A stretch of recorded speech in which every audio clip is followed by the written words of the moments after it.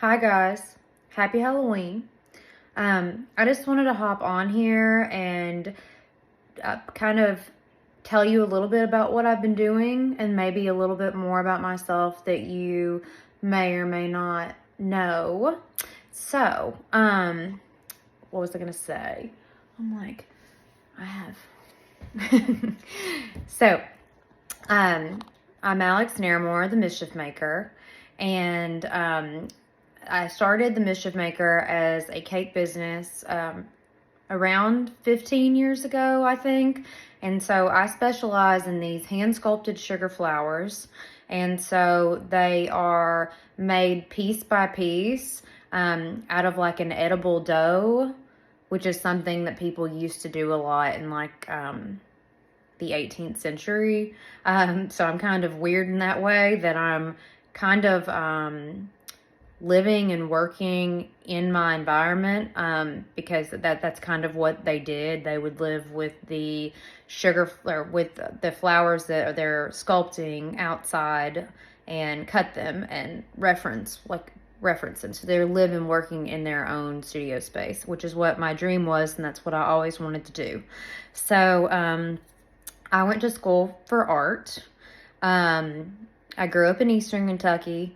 And I was kind of making the cakes for a long time. They weren't necessarily good, but the way that I improved was just every single time that one was made, what tiny thing could be better?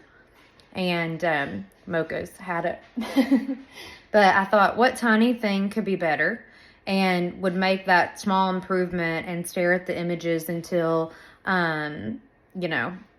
slowly. It was a very turtle wins the tortoise, whatever wins the race sort of a deal. It was not quick, but eventually they got better and better. And the way that the sugar flowers kind of came about were, let's see. I was in school at Eastern, and I remember that I was home for the weekend. And my mom we both had a Sylvia Weinstock book on the Mama's kitchen table. And I was just sitting there, and she walked past and said, well, if anybody was going to make it with those cakes, it'd be with those sugar flowers. And I was like, brilliant idea. Love it.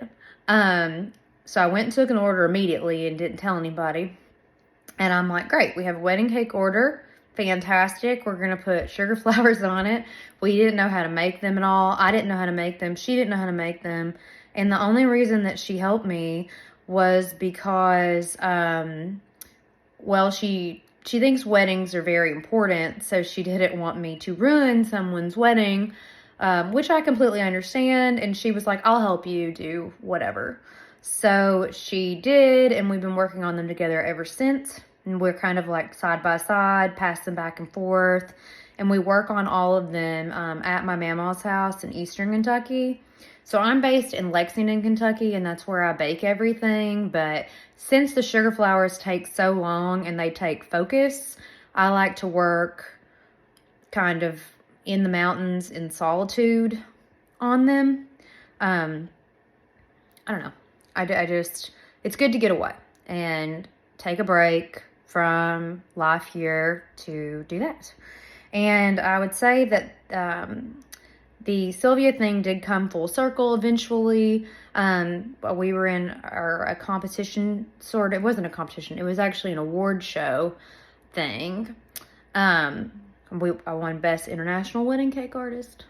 Not that it matters because it's so long ago. But basically, Sylvia was a judge and called the editor of the magazine and said, why am I being asked to judge this cake with real flowers on it? So we were thrilled, and it was really a full circle moment on the journey of them to think like, wow, we're in New York City, like we, have everybody in the cake industry kind of at this thing. And not only are they good enough and that we were self-taught doing it, but like the very person that inspired us loved them or didn't understand that they were real or sugar, sorry. And yeah, and she had worked in them her whole life, so it really meant a lot. And I would say the gardening didn't come into play until I was inspired by like moving here and then just wanting more and more accuracy with the flowers and with the sugar flowers. So I wanted to have everything growing in the garden that I could cut and sculpt. And ideally, you want your garden to be as diverse as possible. And I mean, my dad has a garden. We have a garden at Mama's. I'm not above asking friends for their branches and shrubs and flowers that I don't grow. And we even grew flowers from seed. And we have a greenhouse there because the prettier you can grow something, the prettier it is when you sculpt it. So, yeah. And you want to have several, like 3, because I tear them apart. And I find that like even when I'm making something, if I just put all the pieces in the middle or whatever it is and don't eliminate it, it makes the right shape eventually.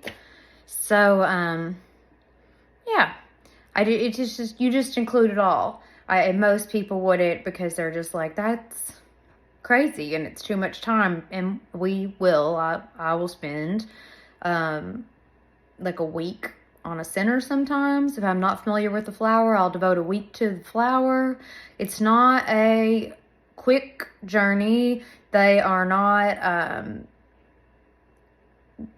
mass produced, I guess is the word.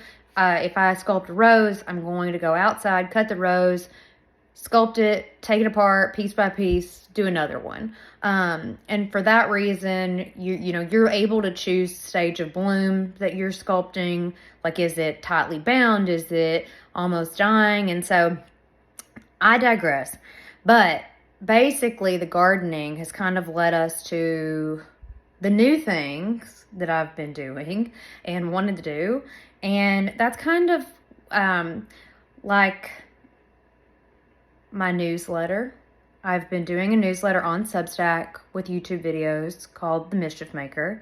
So I'm still doing the cakes, and I will do a cake anywhere in the country. And if you want that or are interested in that, please email through my website or my direct email or call me. But the link is in the link tree on my page there.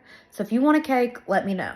But I also realized that I should diversify because I wanted to inspire, I want to inspire people with the sugar flowers, and I get that, but it's also like you want people to be able to have a community where we kind of it belongs to everyone, and we're sharing information with each other, and that will enhance our lives in actual day-to-day ways. Like, I want to share more of my personal life and what I do in it that inspires me to then make my work.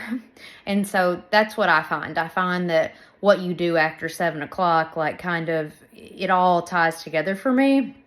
But I'm very, it's kind of interconnected in that way. I guess most people's things are. But yeah, I just wanted to do something that would enhance everyone's life, including mine. So even my Aunt Karen messaged me when she found out I was going to do a post about tomatoes and said, well, this is how your Uncle Steve does it. And so it's like you're gaining so much just by talking to other people all the time. So basically, it's just kind of an inside look at not just the process of how I make my art and my sculpting, but just my gardening and entertaining and how I live my life. So I hope you subscribe, and I will say, just as a side personal note, if you would like, Mocha has, you should become a paid subscriber. It will go directly, in fact, to helping Mocha with all of her recent little health problems and things. So that would be great too. But I would love to have you, and I hope you all have a very, very happy Halloween, and I hope you're well. And I'm about to have some friends over for a cocktail, because of course. But happy Halloween, guys. Bye.